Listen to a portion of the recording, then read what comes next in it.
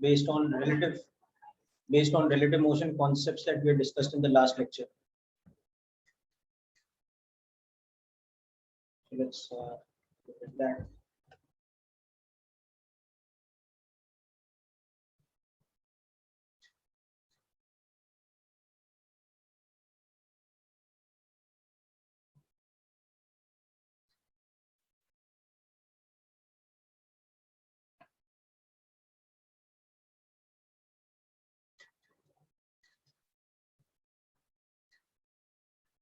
So we've understood the definitions of all the relative motion parameters, including relative acceleration.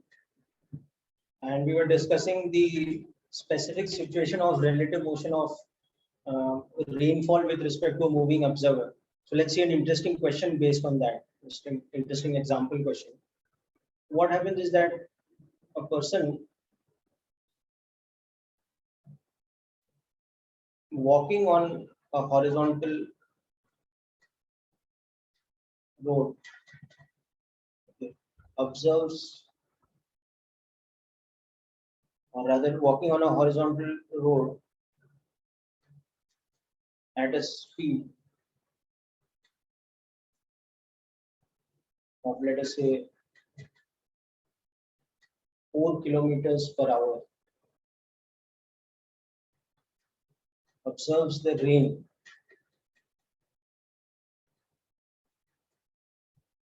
to be falling vertically with respect to himself. Okay. Now he starts running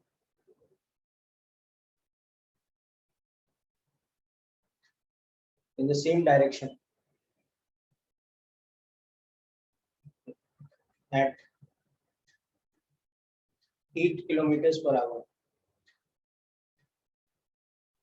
and the rain appears to be slanted at theta equal to tan inverse of 0.25. So find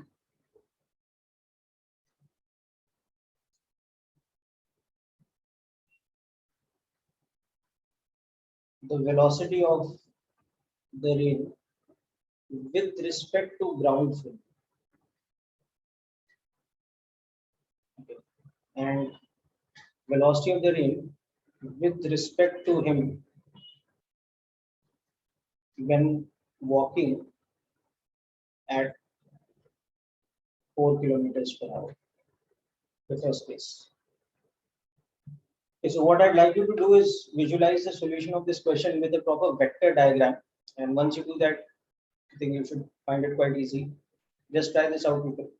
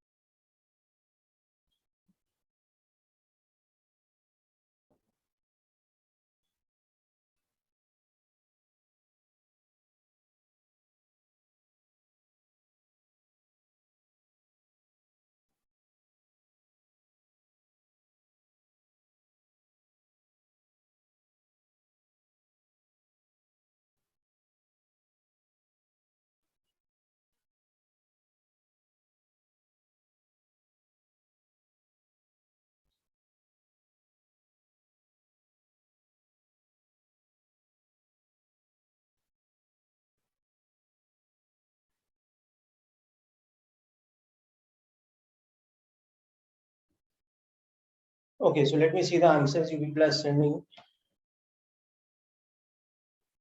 Okay, very good, Janvi, that's correct.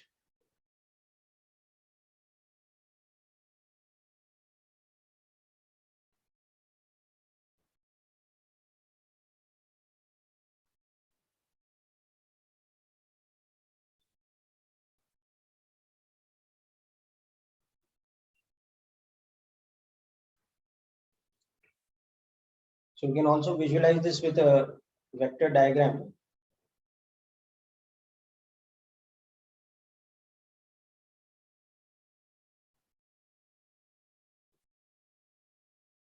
So in the first case, the person is walking at a speed of, let's say the man is walking at a speed of 4 kilometers per hour, but the rain appears to be vertical to him. So that means the rain is actually falling like this.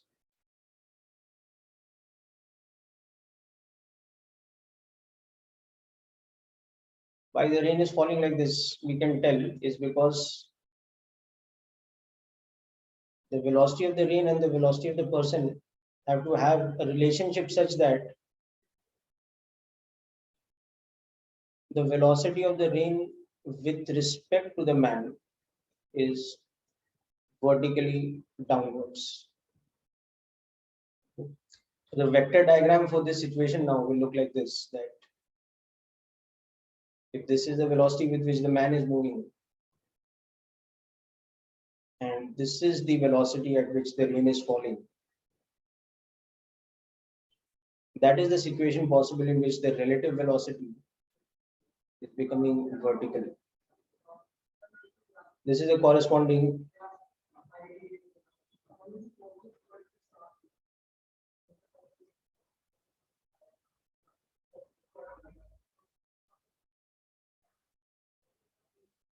okay.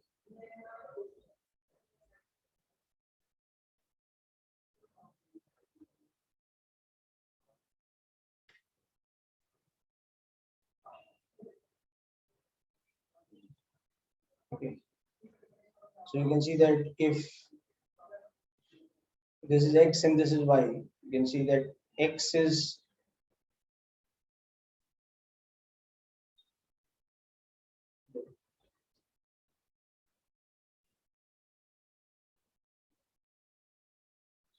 the velocity of the man.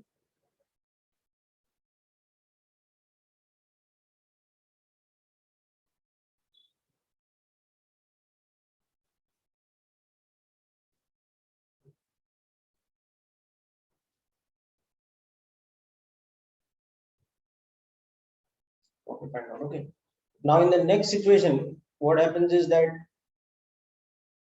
the person's running velocity changes,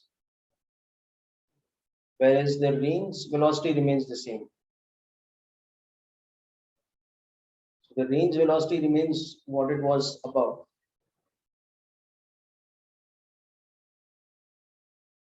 So this is y and this is x. But now instead the person is moving faster and he's moving horizontally still at a speed of 8 kilometers per hour.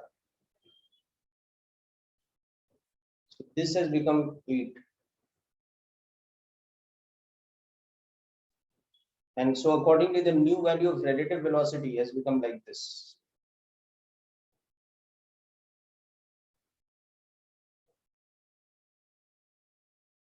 And this is inclined at some angle theta to the vertical. So you can do it in I cap j cap notation here. If you take x and y axis like this, you can take the velocity of the man to be 4 I cap in this case, the velocity of the rain to be x I cap minus y j cap. So the velocity of the rain with respect to the man should be just minus y j cap. So that implies that x is equal to 4. Here, the velocity of the man is becoming 8 I cap. Velocity of the rain remains 4 I cap minus the same y j cap. because we had x is equal to 4.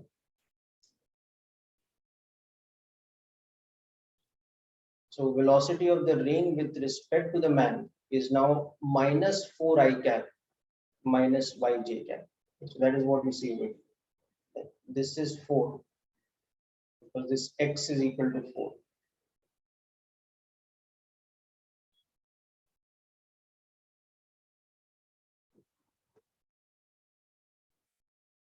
Now given that theta is tan inverse of 0.25. In this diagram you can see that tan theta is 4 upon y. That will tell you that y is 16.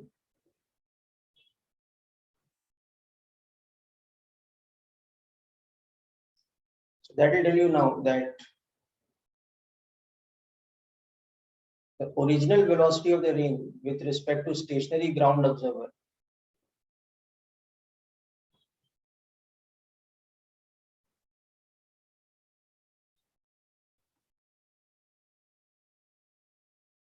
has that same theta.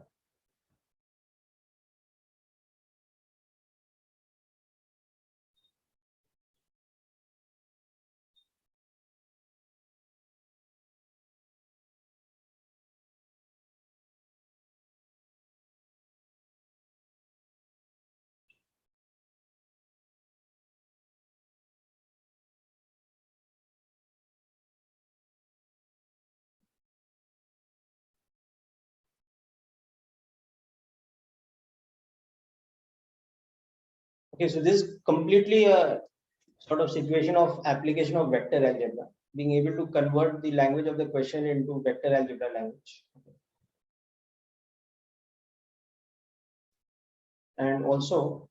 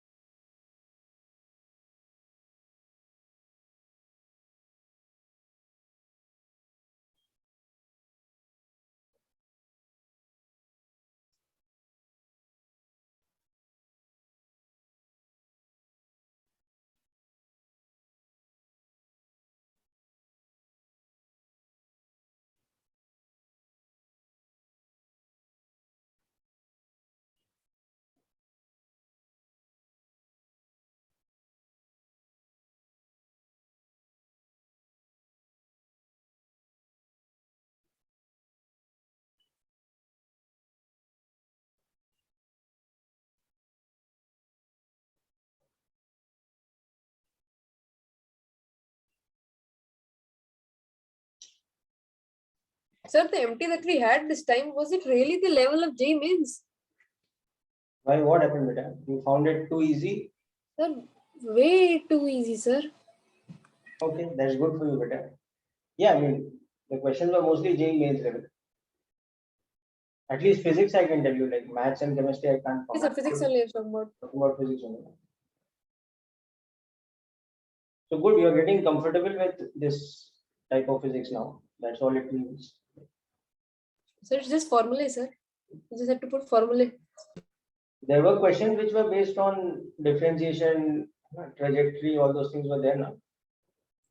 Yes, sir. Right. Yeah. But see, one-dimensional motion, then projectile motion, mostly these things are formula based only. It is the JEE advanced level questions only in which projectile motion there is some variation or equation of trajectory sometimes have to be used and things like that. In JEE mains level, these particular topics are going to be more or less formula based. Okay, sir.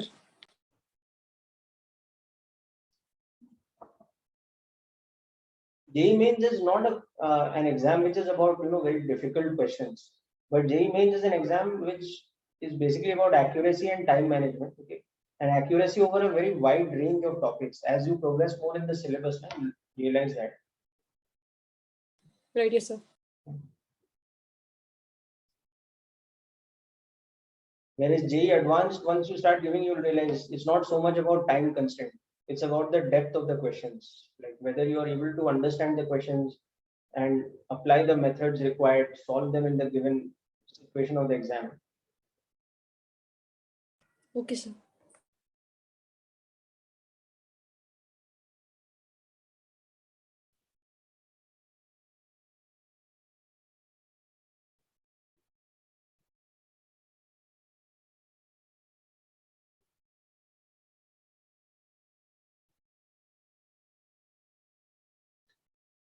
Okay, anyhow, so hope this particular question is clear to all of you. By both the diagram method, the vector triangle diagram that I've drawn in for both case 1 and case 2, as well as so in case 2 also, using this diagram you can bifurcate this into two triangles, you'll see.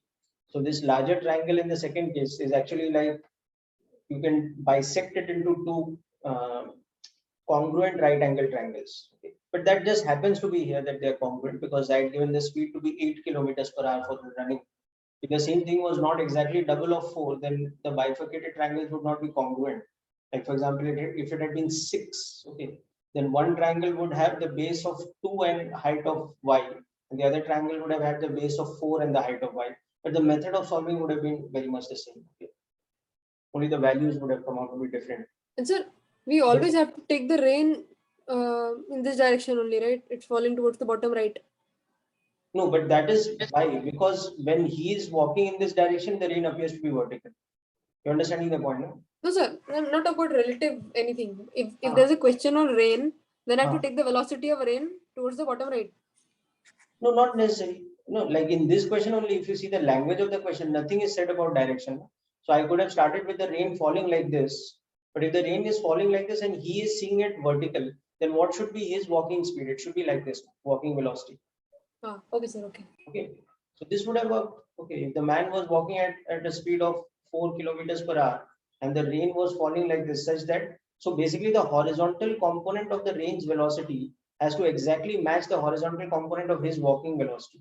Only then it will appear to be vertical. That is the main thing. Sir, I got that.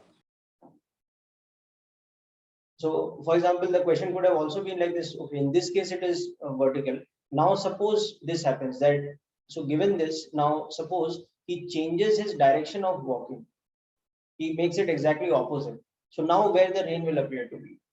So if the man's walking now is like this, 4 kilometers per hour, but in this direction, but the rain is still falling in the same direction as the first diagram.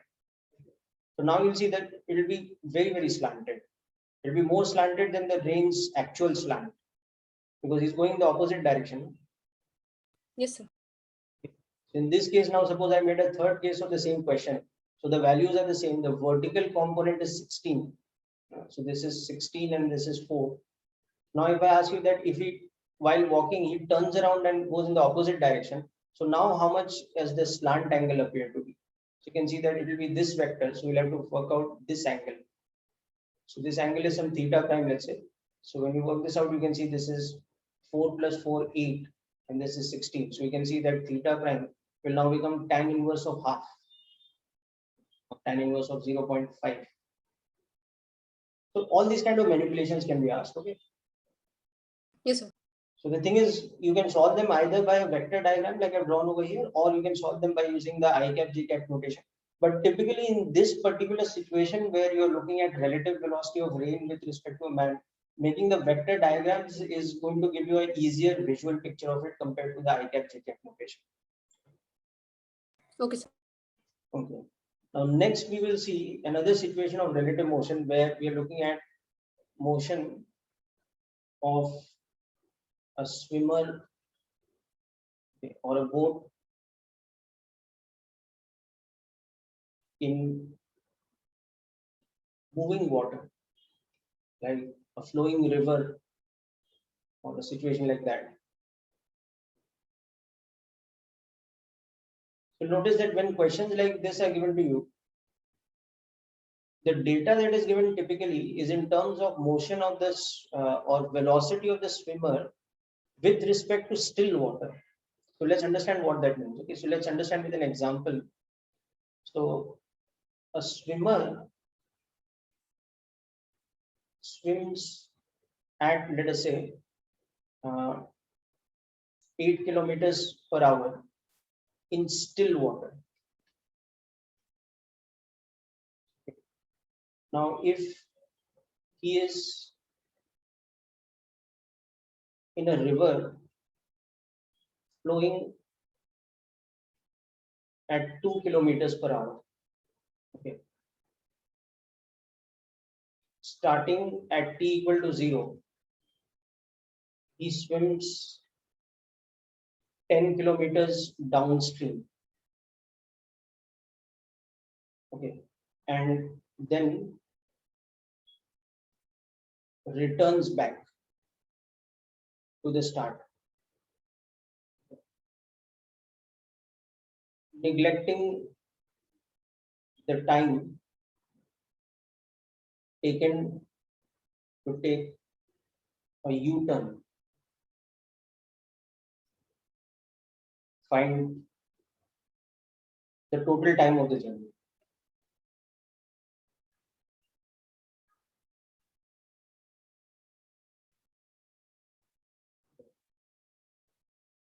How much time did he swim downstream? And again, how much time did he swim upstream? So I'm sure all of you are understanding the meaning of upstream and downstream. Downstream is along with the river current. So along with the direction of the velocity of the river flow, assume that the river is a straight. I mean, the path of the river is straight.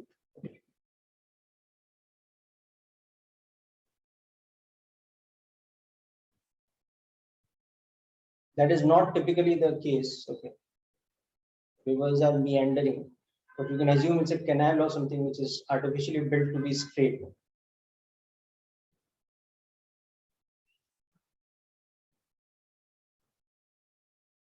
Okay, so this is what we have to interpret now, that what is meant by he swims at 8 kilometers per hour in still water. So this means that the magnitude of the swimmer's velocity with respect to water is 8 kilometers per hour. Means that his swimming speed relative to water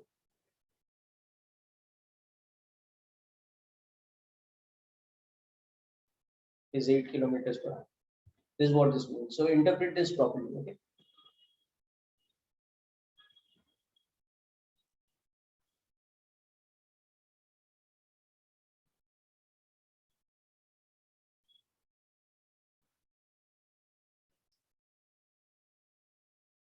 Yes, that's correct, Janvi.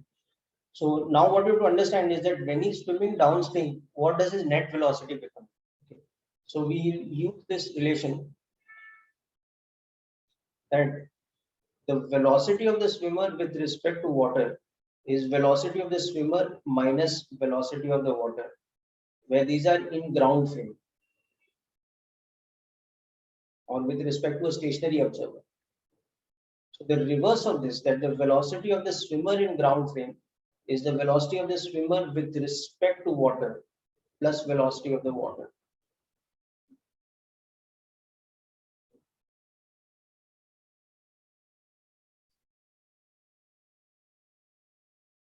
Yes, Dhruv, that's correct. Very good.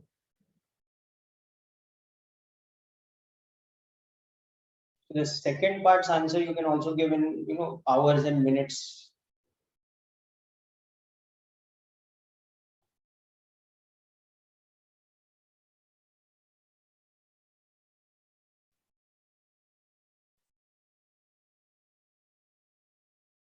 Yes, very good, Aparna. That's correct.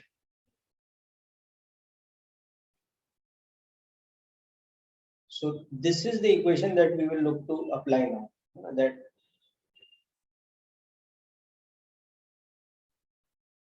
so what is happening is in the first case when he's swimming downstream,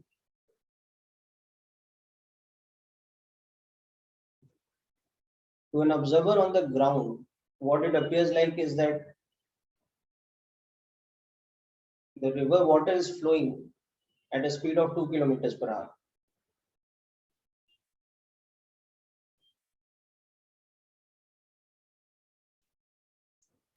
And the swimmer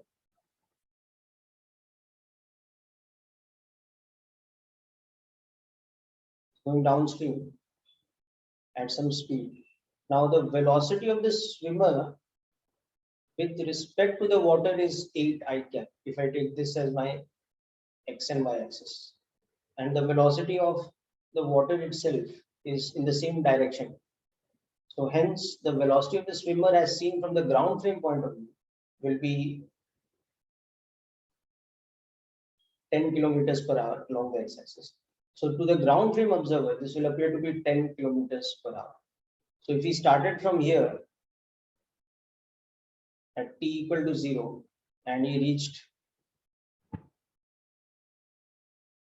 here at some time t1, let's say, where this displacement is 10 kilometers. So S1 should be equal to ds into t1. You can see that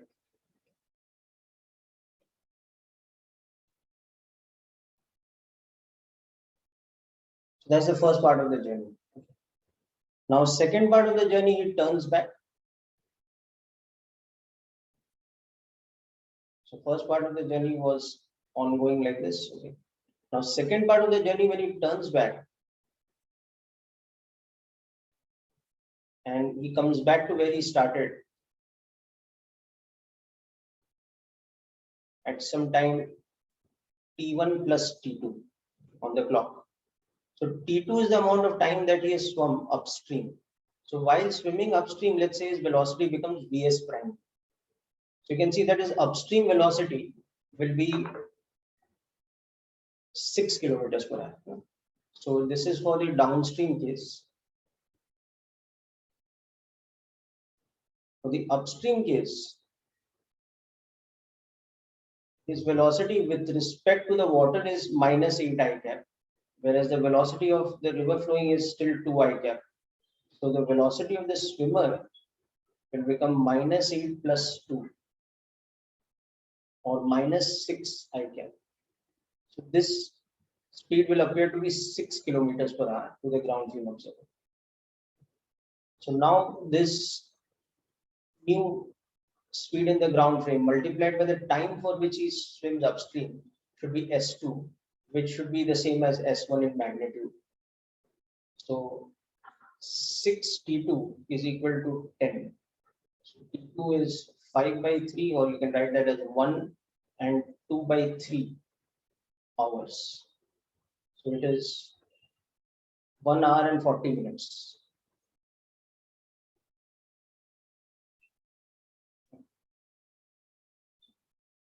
So the total time of his journey is 2 hours and 40 minutes, in which it is 1 hour downstream and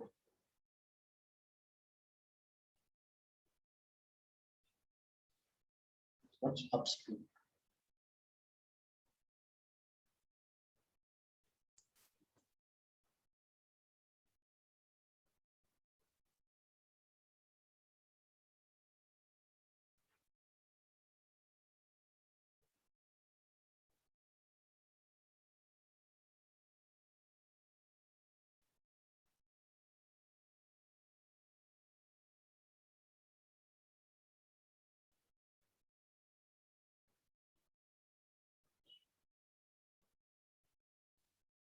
Sir, can you please show the question once? Yes, sure.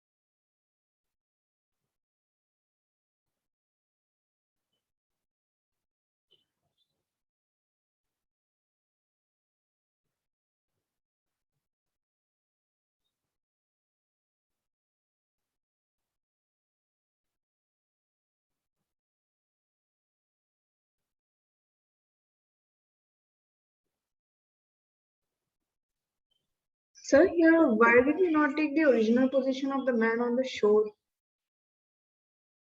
Because that is what the question asked, na, that the like he swims like downstream for 10 kilometers and then returns back upstream. So you have to assume that he starts from some position within the river, because otherwise he'd have to go perpendicular to the river's flow na, first. Yes, sir. Understood?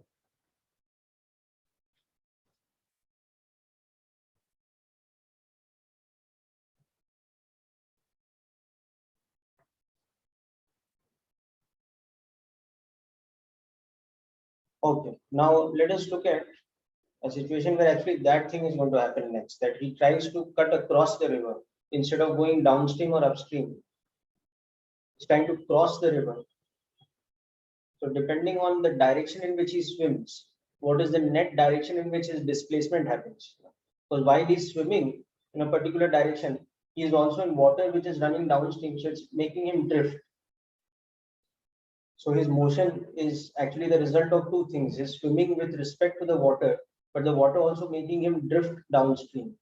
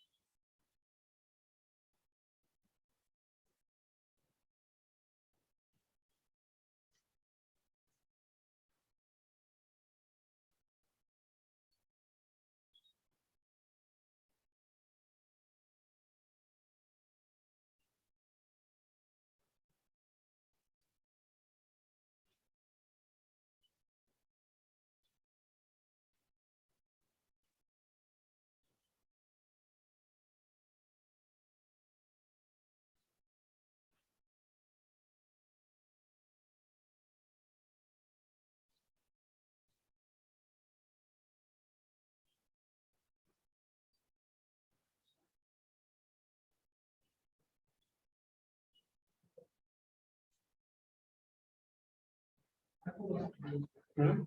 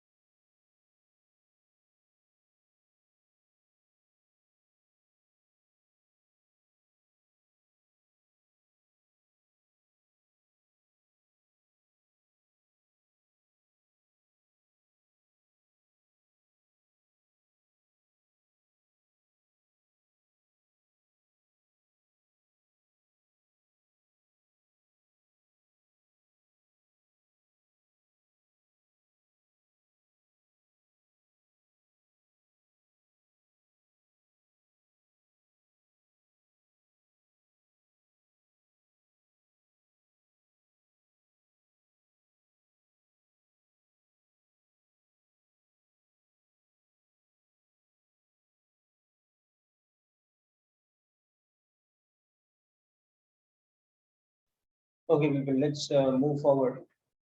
So as I said, now let's look at a situation where instead of this, what is happening is that we have a river of a certain width, okay, and we know the velocity with which the river is flowing, and a person is swimming across. So let's look at some cases where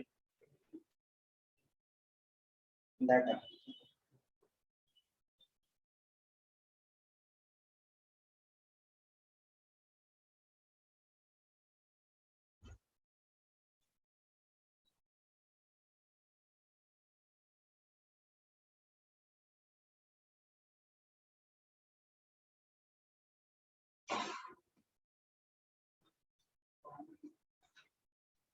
Okay, something like this.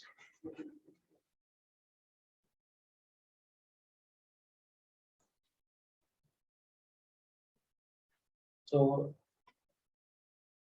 the water flows downstream at, let's say, 6 kilometers per hour this time, and the width of the river is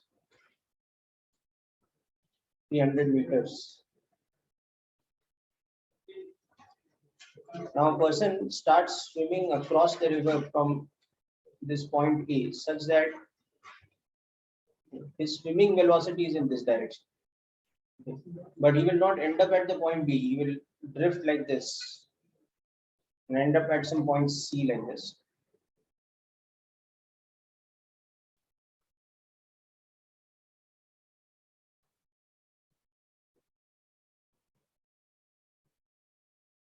So the person swims at 6 kilometers per hour in still water. If starts from A at t equal to 0, swimming in a direction perpendicular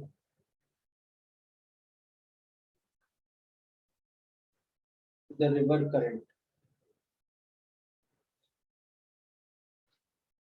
that is the velocity of the water. Find the net speed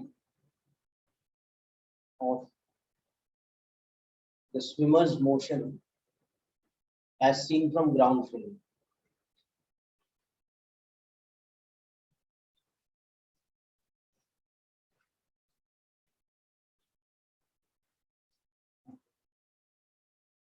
The time and the displacement from A to C.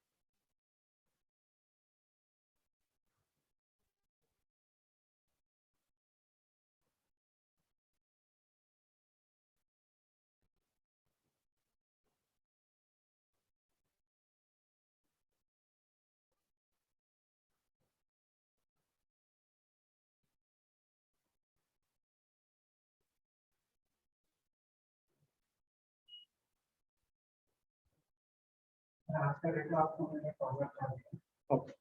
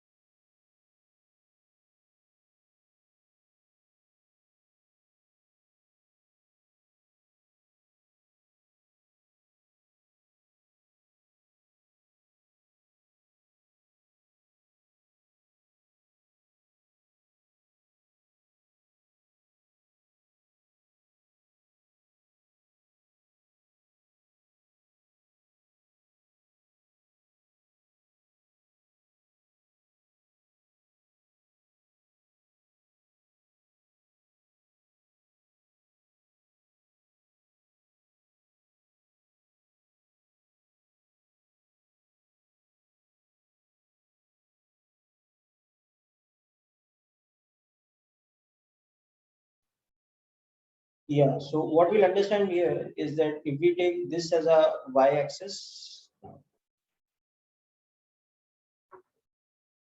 and we take the downstream direction as our x-axis, then this time the velocity of the swimmer with respect to water is actually along the y-axis. It is 6 j cap in kilometers per hour, whereas the velocity of the water downstream is 3 I cap.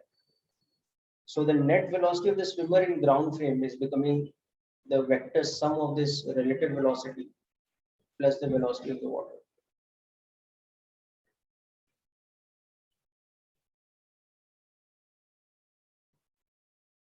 So he ends up going in this sort of a direction,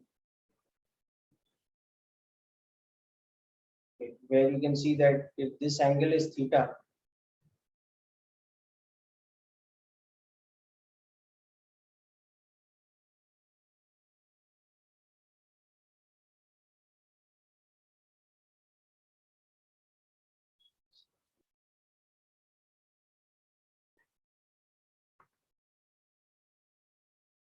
now the main thing I'm interested in is how much time it takes him to cross the river. See if we can work that out.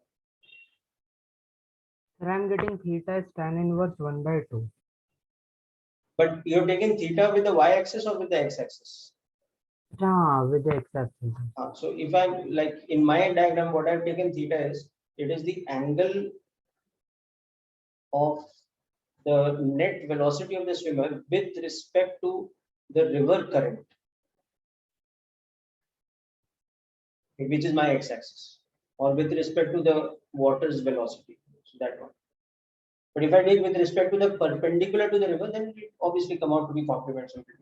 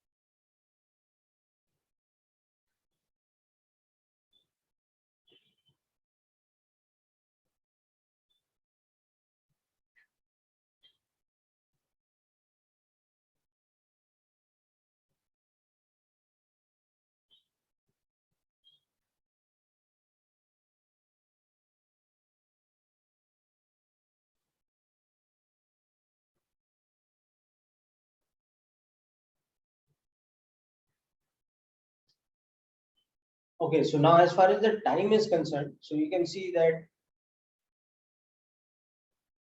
from here the displacement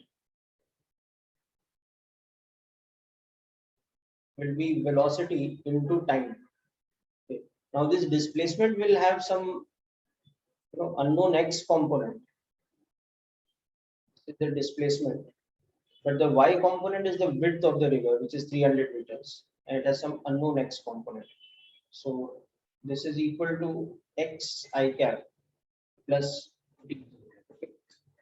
So this velocity, which is 3 I cap plus 6 j cap into whatever time is on the other side, x I cap plus 0.3, I'll write that because in kilometers. So we can see that 3t is equal to x and 6t is equal to 0.3. So the time is 0.3 by 6.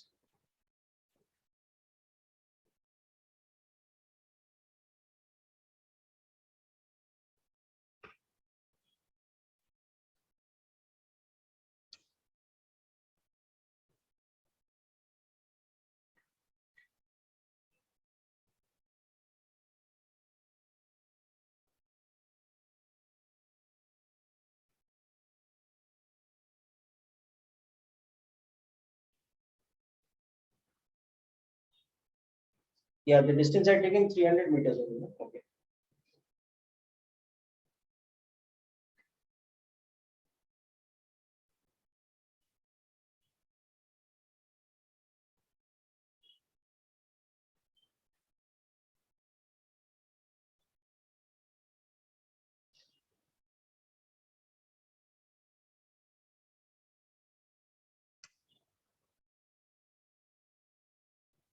So the time will be only 1/20th of an hour, no? So 3 minutes. And now this horizontal component of displacement.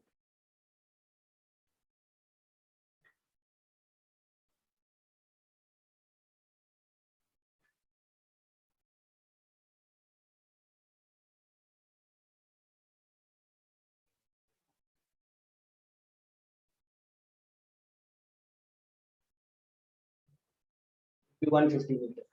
So the displacement will become 150 I cap plus 300 j cap in meters. The time taken to cross will be 3 minutes. And you can see the magnitude of the displacement is 150 root 5. The magnitude of the swimmer's speed was 3 root 5 kilometers per hour. You can also see that the time is the magnitude of the displacement divided by the speed.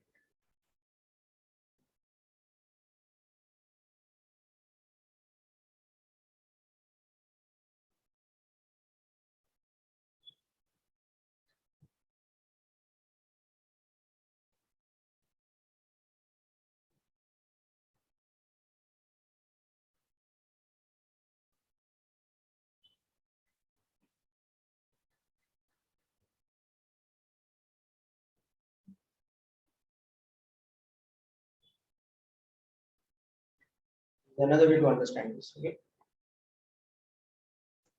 So pay close attention to this solution, please, all of you, this last part. When we are writing a vector equation like this, that displacement is equal to velocity into time, what happens is that displacement's x component plus displacement's y component on the other side, it becomes ex I cap plus by j cap into time. So that becomes Vx into Ti cap plus Vy into T j cap. So this vector equation generates two equations actually, that x is equal to x component into time and y is equal to y component of velocity into time.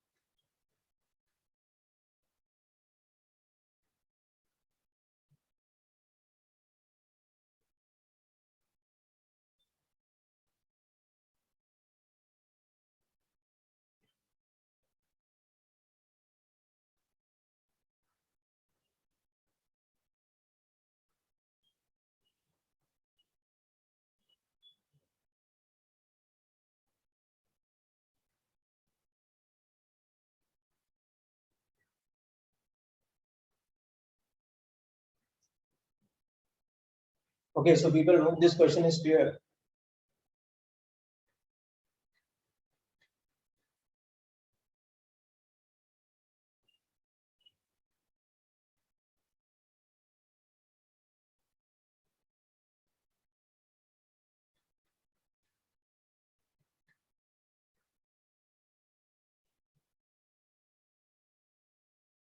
Yes, sir.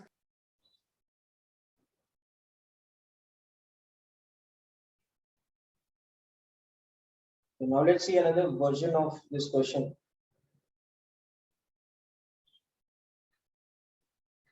So more or less same kind of situation, but this time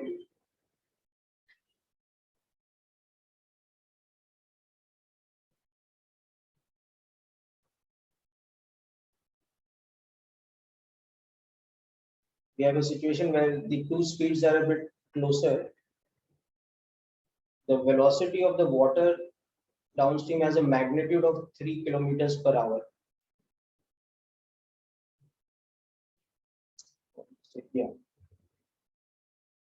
And the velocity of the swimmer with respect to water is 5 kilometers per hour.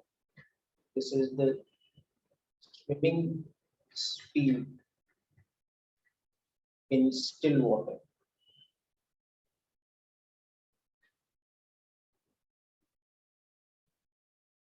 So what happens is this time we'll take a sort of general case where the swimmer is swimming in a direction like this, making some angle theta. So his own swimming speed is in this sort of direction, making an angle theta with the perpendicular. So, and the width of the river again, this time is, let's say, half a kilometer. So if the swimmer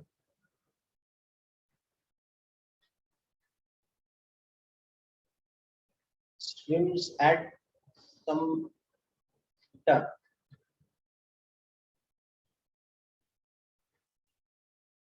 with respect to the direction perpendicular to the river flow, then find the time taken to swim across as a function of theta.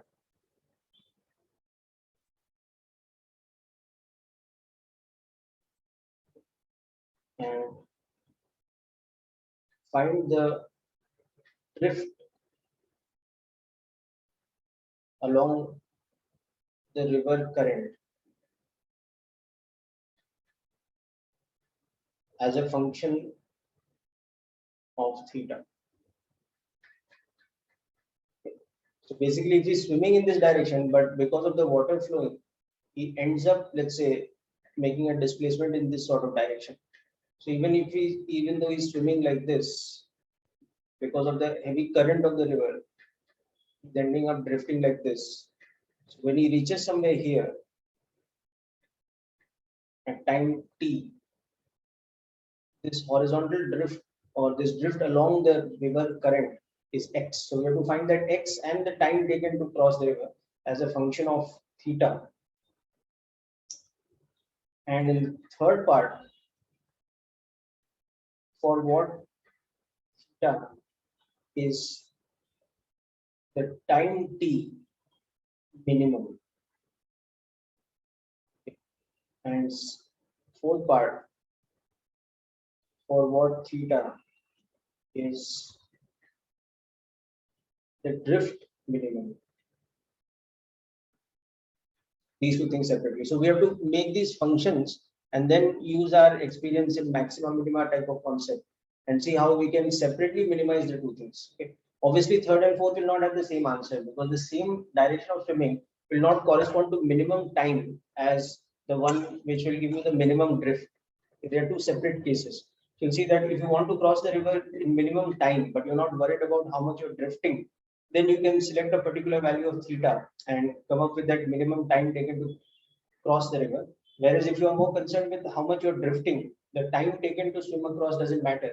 Then you want to cut down x to the minimum possible value. So for that, you'll have to take some separate value of theta, which will give you comparatively longer time taken to cross the river, but the drift will be cut down to the minimum.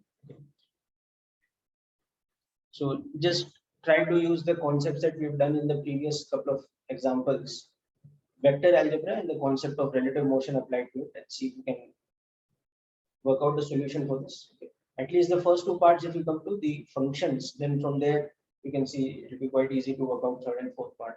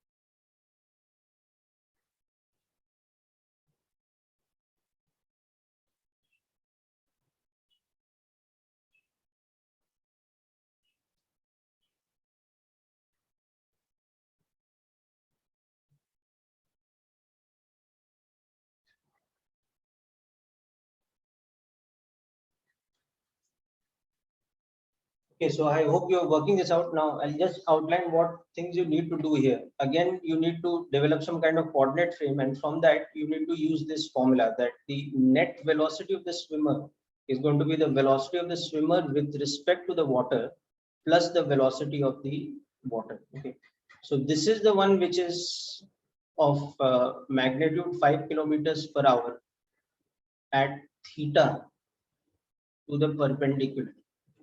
And this one is 3 kilometers per hour along the downstream direction.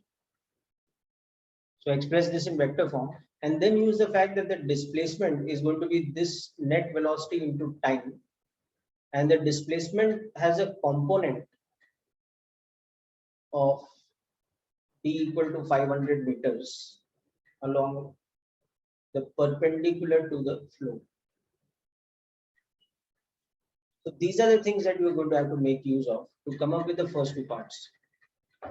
The time and the drift distance x as a function of time, sorry, as a function of theta, both of these things. And once you've found them as functions of theta, you'll see that those functions, if you just observe them carefully, how the variables are interlinked, you'll be able to see how to calculate the minima of each one.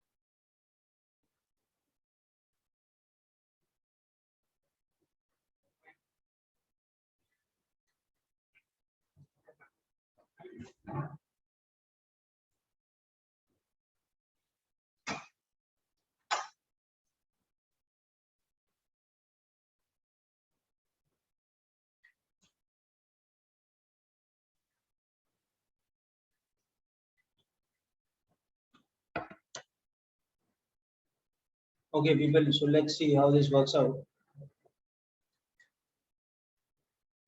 just continue working on the problem if you're in the process of solving it. I will just set up the vectors, okay, so that you can handle it. So if I take the direction perpendicular to the river flow as my y-axis and along the river flow as my x-axis.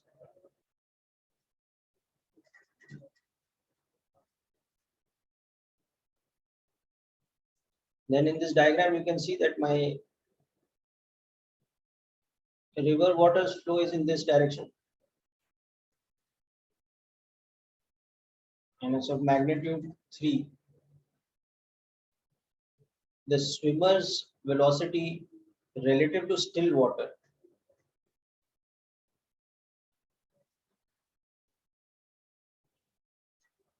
that is 5. And this angle we have taken as theta. So now if you complete this parallelogram, in this diagram, it looks like the swimmer's velocity in the ground frame, the net velocity becomes this, like this. Okay. So he'll end up swimming like this.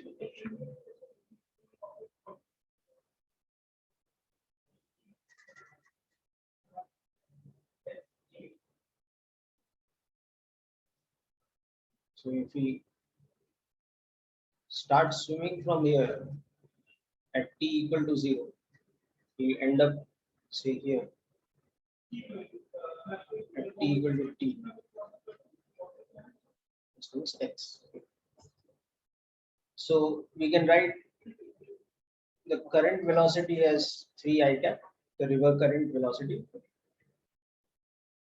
And we can write the swimmer's velocity with respect to ground as 5 into minus sine theta I cap plus cos theta j cap. So the velocity of the swimmer in the ground frame, which is the vector sum of the relative velocity plus the water's velocity, that will become 3 minus 5 sine theta I cap plus 5 cos theta j cap. So now you can see that at time t equal to t, let's say, okay, the displacement should be equal to this velocity into time.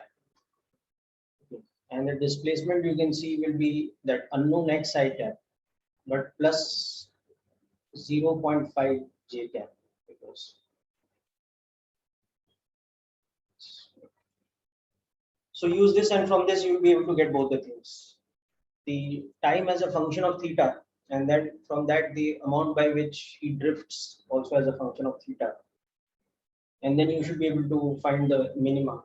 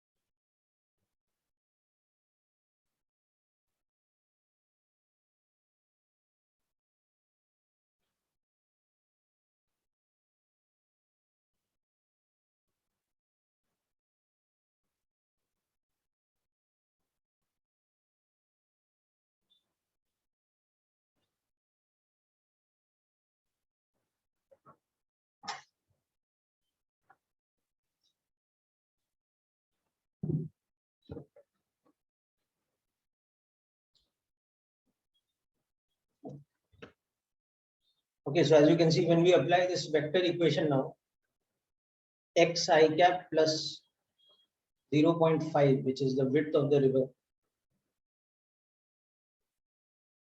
in kilometers. Okay. This is equal to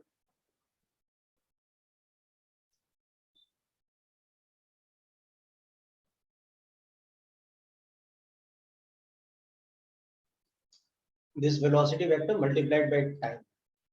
So now we can make two component equations out of this by saying that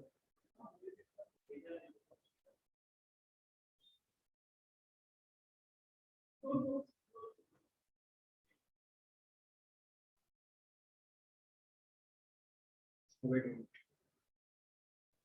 This should be sine theta, isn't it?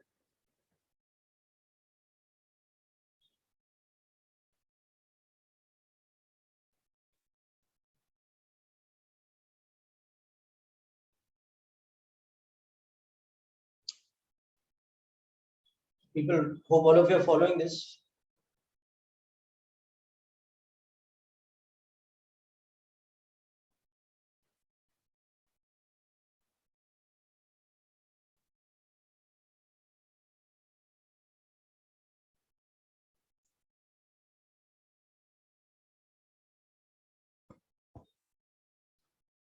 From the second equation, you can see you will get the time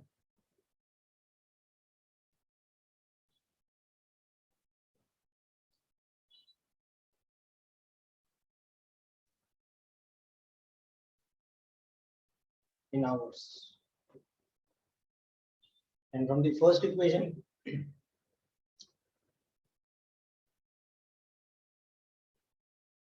now substitute this value of time here.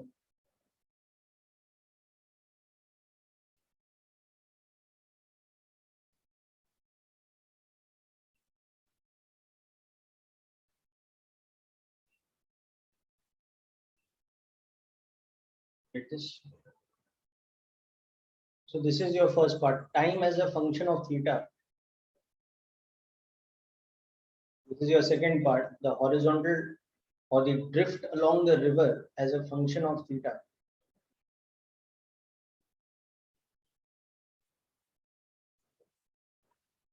The third part, t to be minimum, so cos theta should be maximum, equal to 1. So minimum time would be 1/10 of an hour or 6 minutes. But for that to occur, theta should be equal to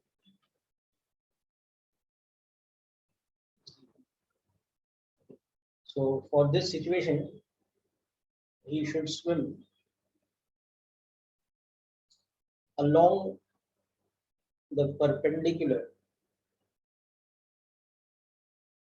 to the flow.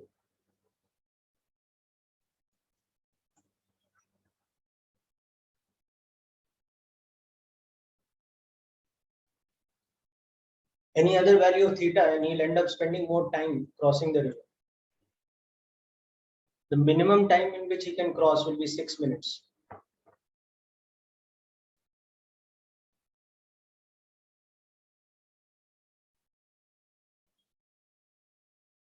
But what you'll also realize is that when he swims in this manner, he drifts by 300 meters. He has a comparatively large amount of drift.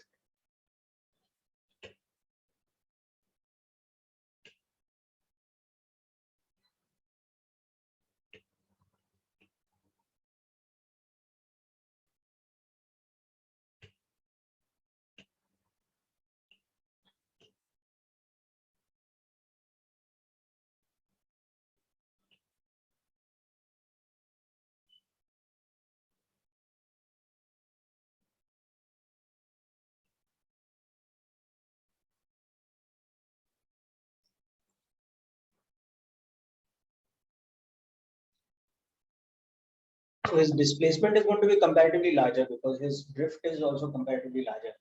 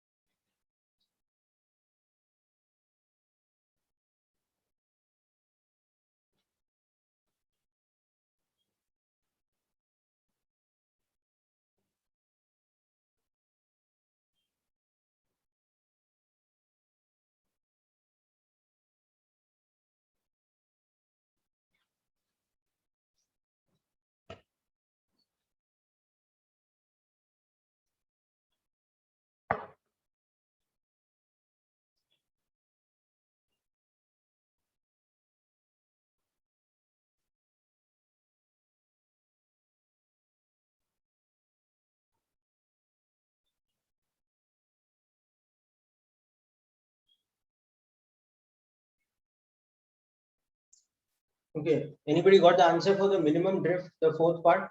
Please send it to me.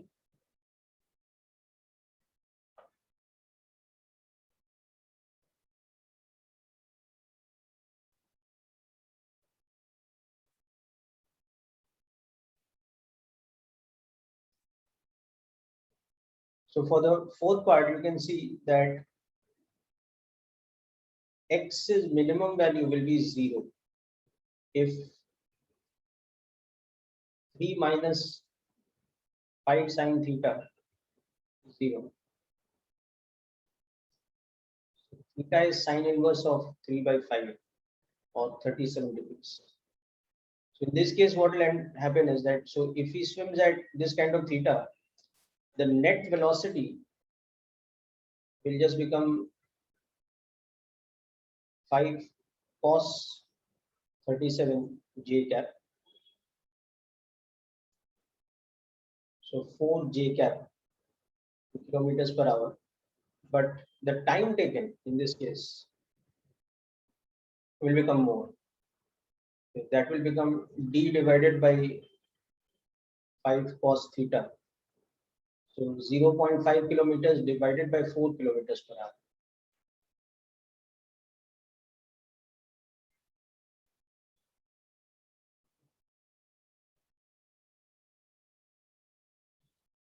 So the time will be 7.5 minutes. So comparatively, the time will be more, but the drift will be 0.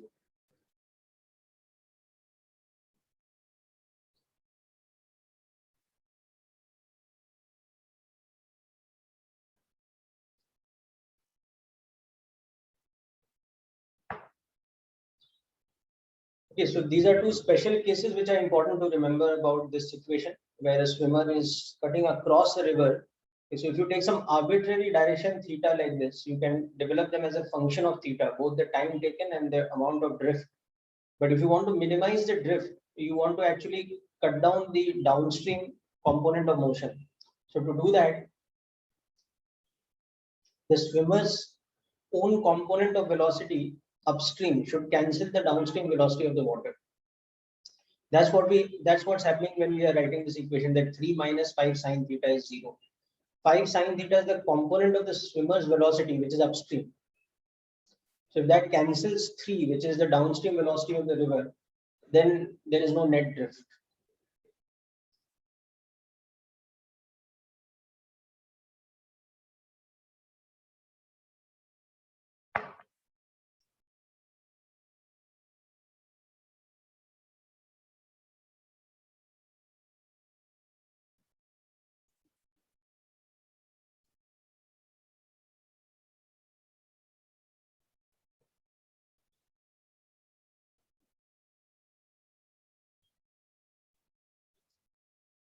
So this example is clear to all of you. Okay. So with this kind of calculation, you should be able to handle questions to do with swimmer moving in or swimming with respect to moving water, like in the case of the river. Okay. Now let's come to a final problem for today, which is a different sort of an example. So in this example, what's happening is that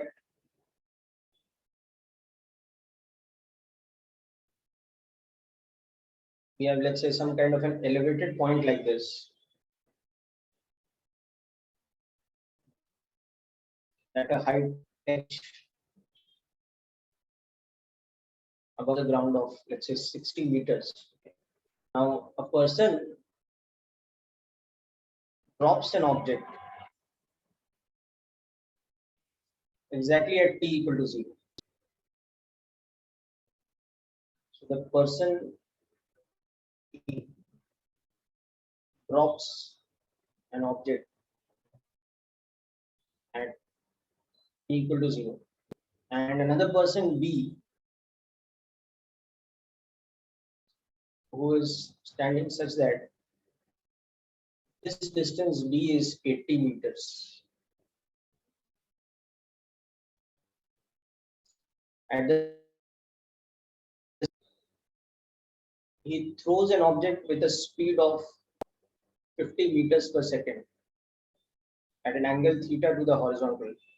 such that this is what should happen. The two objects should collide at some time t.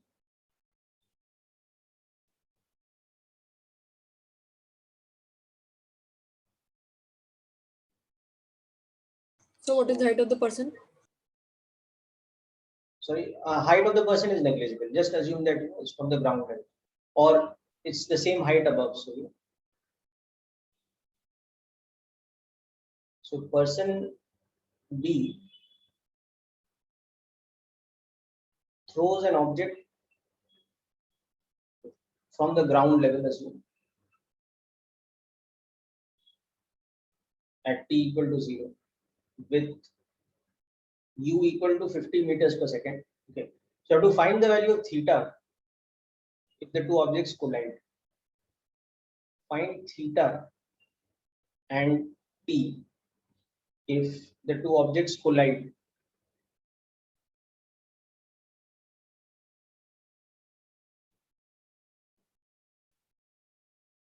at that time. You can take the value of g as 10, even though actually in this question it will not be required. The answer will be independent of the value of g, interestingly.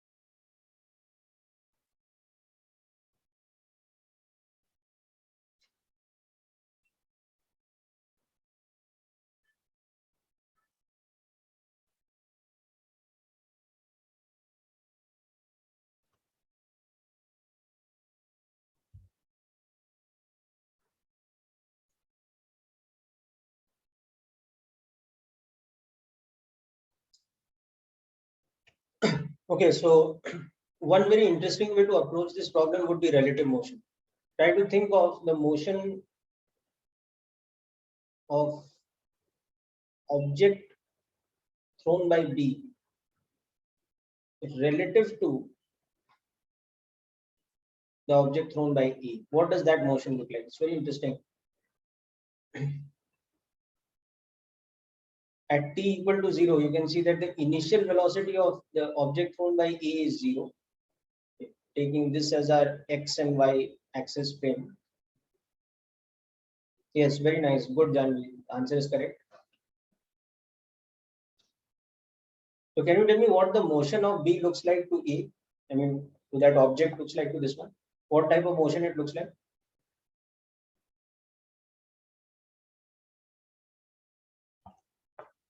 So to which point? To the particle thrown by A. What does the motion of B look like? What is the shape of the motion? You have solved by relative motion beta, or you have solved in ground frame? So ground plane. In ground frame, okay. So try by this now, what I'm saying. Okay, motion of B relative to A. So list these parameters firstly. So this is 50 cos theta I cap plus 50 sin theta j cap. Okay. So now what is the initial velocity of B with respect to E? Is the difference of these two? Okay. So it's B's own velocity because this one starts from rest. So initially the velocity of B, what it looks like to A, it looks like 50 at theta to the horizontal, 50 meters per second at theta to the horizontal. But what is very interesting here, what is the relative acceleration? This is also minus g j cap. Acceleration of B is also minus g j cap. They are both in free fall. And remember, we have to use a common reference frame for both of them. We are doing relative motion. We can't use y-axis upwards for B and downwards for A. We have to be consistent. So I've taken this reference frame which I've drawn over here. So now in A's frame, B's acceleration is how much? 0. So this makes the problem very interesting. So what type of motion B has in A's frame?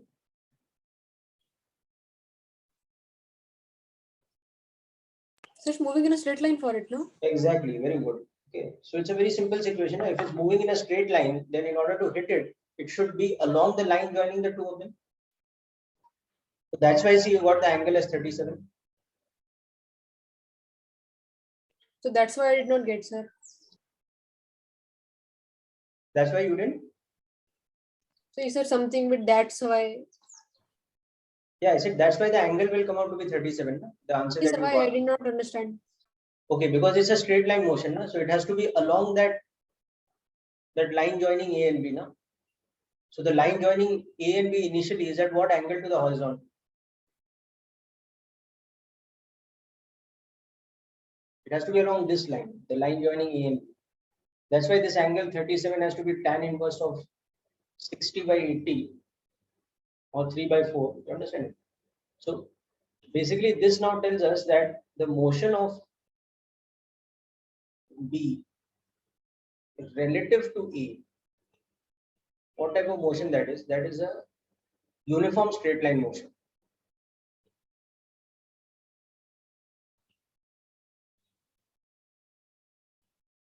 Okay.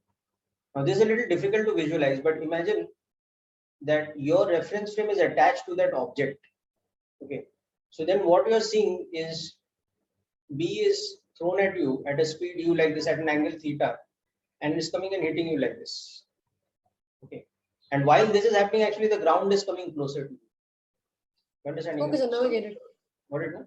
So at t equal to 0, B was here. And the ground level is like this. Okay. Now by the time B comes and hits you at time t equal to t, B is here, and so is the ground level. In your frame, this is what is happening. The ground is coming up to you and B is coming along that straight line. So this angle theta, so for B to hit A,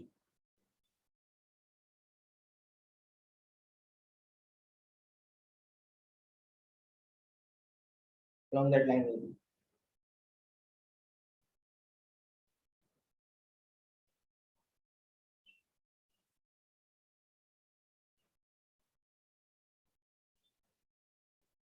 So this is how relative motion can make things very interesting in certain types of problems. Okay, always remember that when there are two moving objects and the question is asking you to do some kind of comparison between their motions.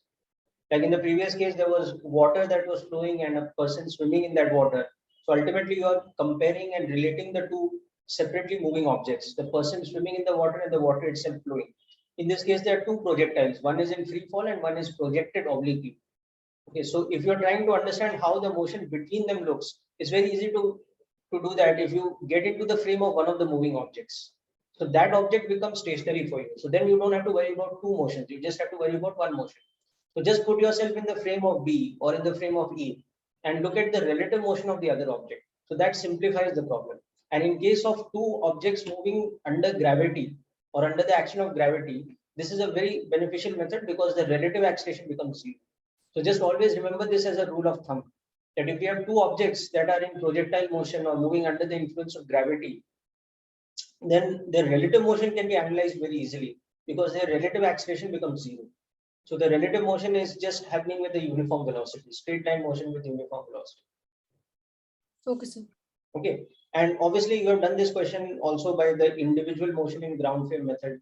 So you can, those who have not got the answer by that, you can try it out and you'll see, you'll come to the same conclusion. But in that, you'll have to make a coordinate frame, take the origin at Sir, some I point did of time. exactly the ground frame thing.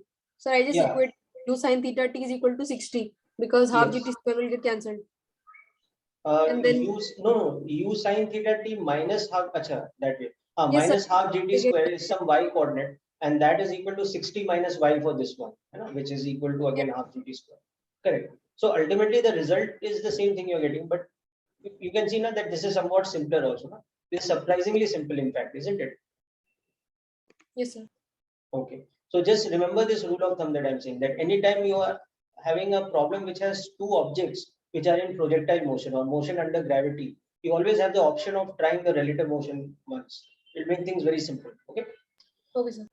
So anyhow, so with that we conclude today's session. We still have a couple of more concepts to learn in relative motion, especially one concept called approach velocity or separation velocity, which will make certain types of constraint relation problems also easy to handle, the type you have been doing with calculus so far. Okay, so as I promised you before, you will have a second method other than calculus to deal with some of those problems also. So that will take up in the next lecture, and also doubts and questions. So all the best for tomorrow's advanced paper. Okay, concentrate on that first of all, and then you can revise this lecture after that is done and all that.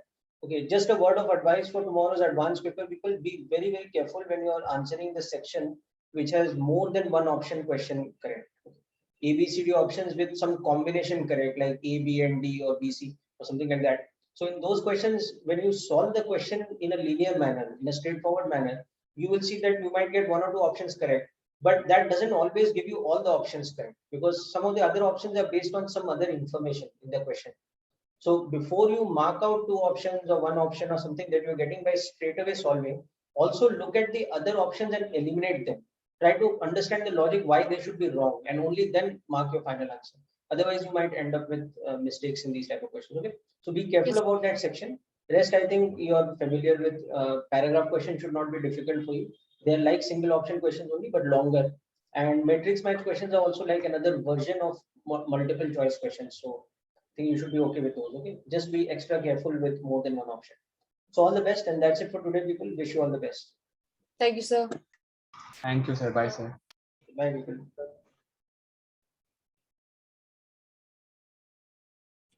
Thank you, sir.